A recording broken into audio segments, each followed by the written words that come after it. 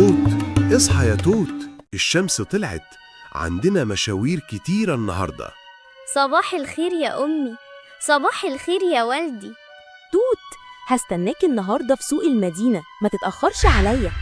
من زمان يا والدي وأنا نفسي أنزل معاك مجمع الورش وأشوفك وإنت بتصنع در تاج الملك بإيديك. المكان ده يا توت هي واحة مصر الصناعية. هنا في ورشنا بنصنع أدواتنا بإيدينا.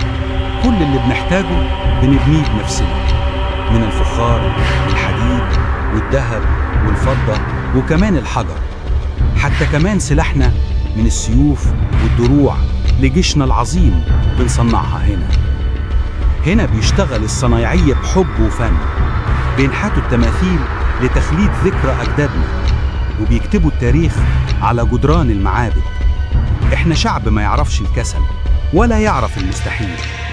الصناعة والفن كتبنا اسمنا على الحجارة والذهب. فهمتك يا والدي، دي حاجة عظيمة جدا. ودلوقتي لازم أروح لأمي في سوق المدينة حالا.